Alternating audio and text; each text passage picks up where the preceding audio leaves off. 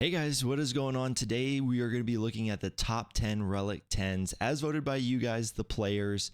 We've taken some .gg data and we're just going to see the top 10 most applied Relic 10s. I'm going to add a little bit of commentary whether I think they're worth it or what's kind of the story behind all that. But before we get into that, I just want to let you guys know I'm going on a work trip earlier this week. So there won't be any videos early on, but make sure you guys are subscribed because I think there's going to be a lot of insights that we're going to be talking about in GAC, specifically who's like our hottest teams specific, that have come about because of these new Datacron sets.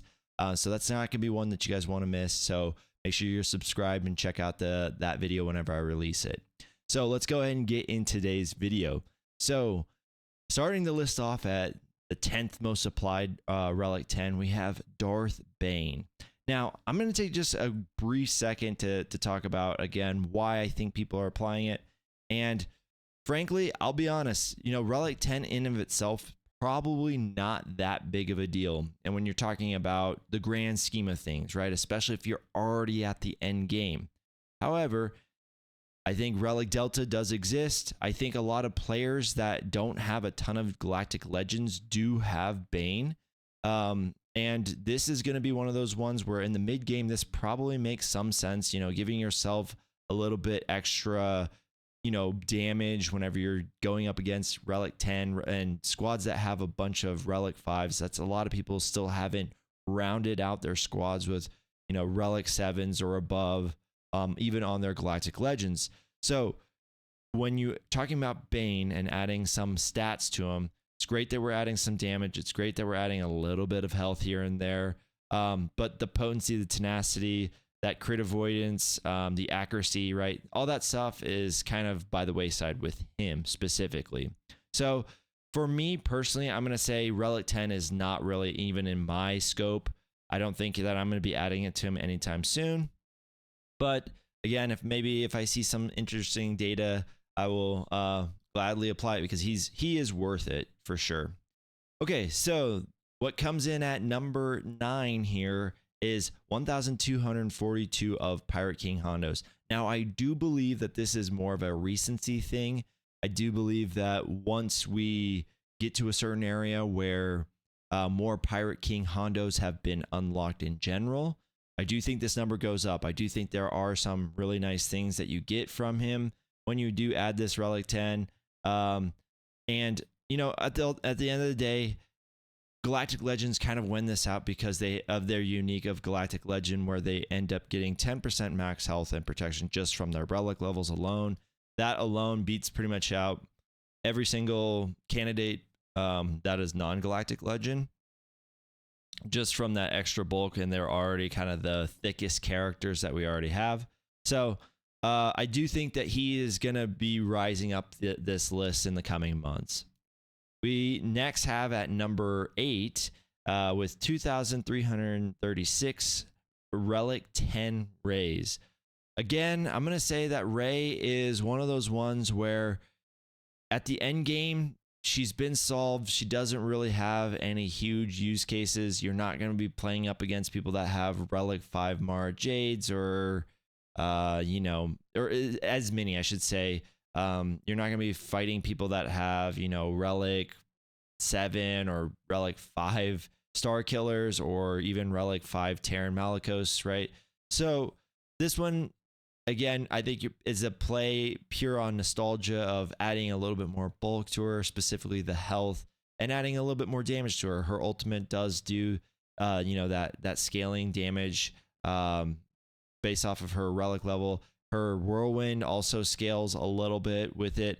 I just think that as we start to add and increase Relic levels, we're seeing that Whirlwind not do as much. And we're just getting kits also that have, especially tanks that can just eat a Whirlwind.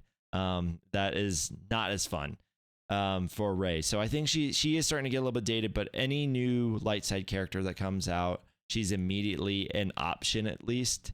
So there is some play still there with her.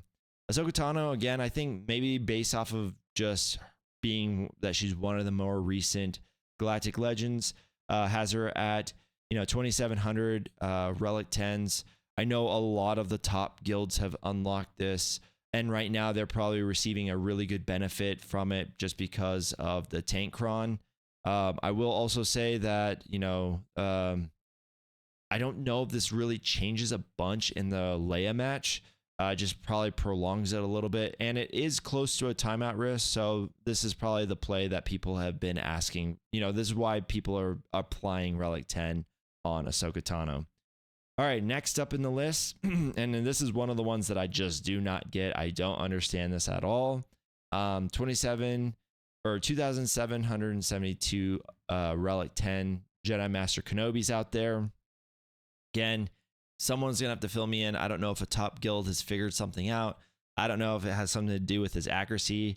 I don't believe his accuracy is actually that off, but I know a lot of people complain about him always getting dodged.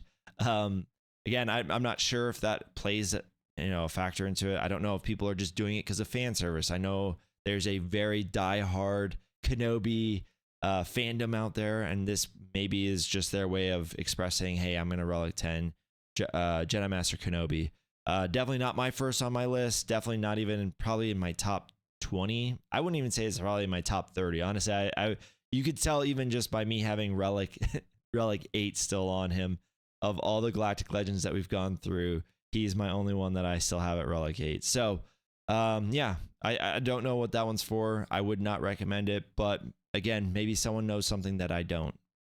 All right, next up in the list is one that I would recommend, 3019 Lord Vader's. I think when you look at Lord Vader's kit in general, when you start adding in the tenacity a little bit, when you start adding in just the bulk that he's going to have, the damage increase as well, and a little bit of that mastery increase, right? Increasing his mastery on his team is really pivotal to doing things in his squad. I really like this pick. Again, you're adding the 10% protection and health.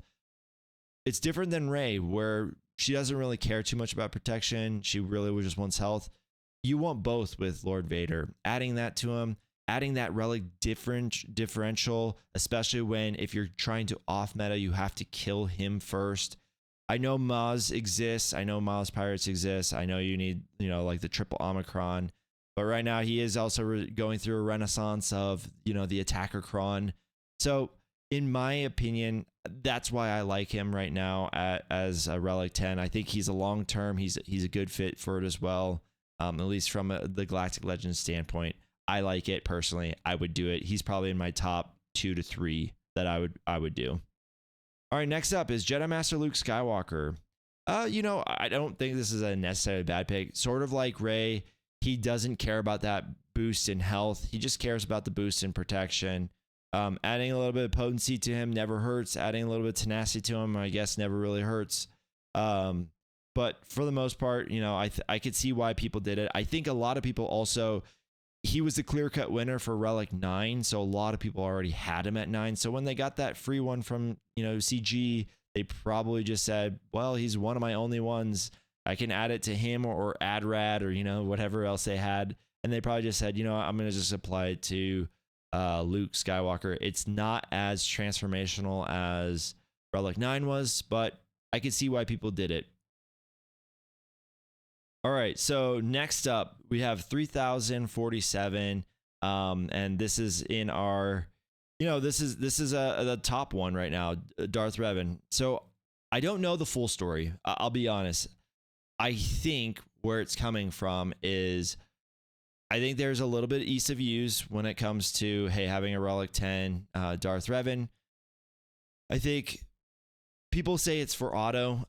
Guys, it's been autoable for the longest time. I created a video like 6 months ago saying like this could get toxic in in Star Wars Galaxy of Heroes or something like that. And Relic 9 Darth Revan is still audible. All you do is you remove all your reinforcements. You just put Maul ship in there and you can auto it. And I think it's probably about a 90% win. I don't know it off the top of my head. I never took like super strict data on it, but it's pretty audible, and it wins most of the time. The reason though why I think it's being Relic 10 is, one, again, we see this every time a new Relic level comes out. Whatever's the meta in the capital ship, that gets reliced up first, because going first in ships oftentimes, not all the times, means that you win, or at least you have a better chance of winning. Now, I think also people are trying this out and they're placing, again, just your small ship as a reinforcement.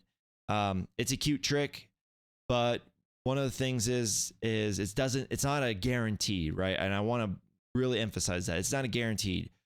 The thing that we found is that the AI for Leviathan, it plays its specials first. So if all the debuffs and stuff like that land right, your ship is going to try to do its 2 specials before it even calls out a reinforcement. Whereas if you're manually playing it, you'll do your first, special, and then even if you lose that coin flip, which if you're R9 versus an R10, you will lose that one.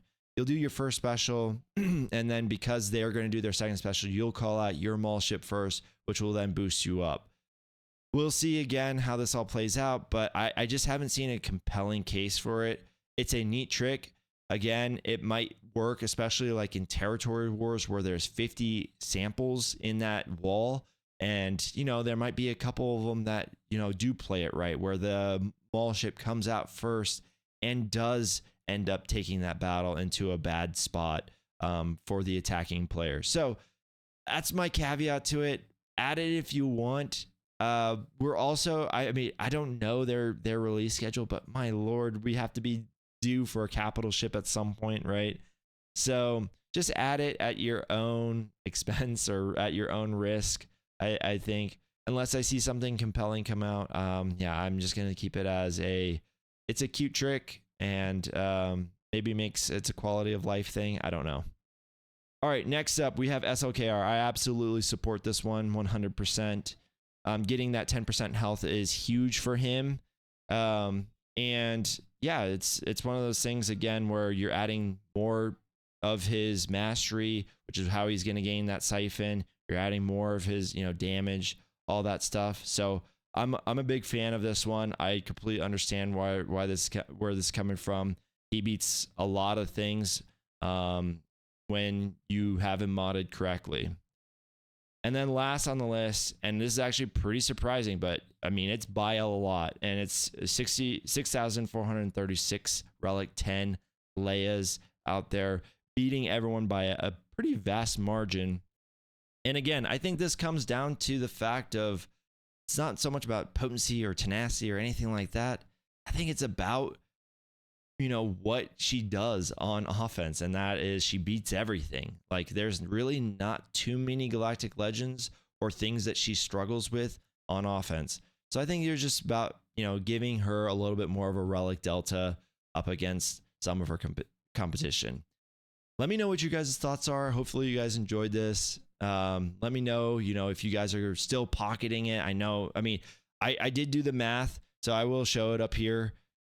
This total list, we are talking about 30,000 people, and we're talking about 30,000 R10s out there as well. Like, we all know that there are many people that have already added a second, maybe even a third, I'm not sure, Relic 10. So very little of the game is actually engaging with this. It's like less than a percentile of this game is engaging with this.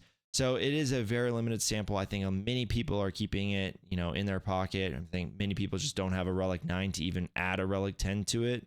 So it is an interesting, I think, topic that people are going to be discussing for a while.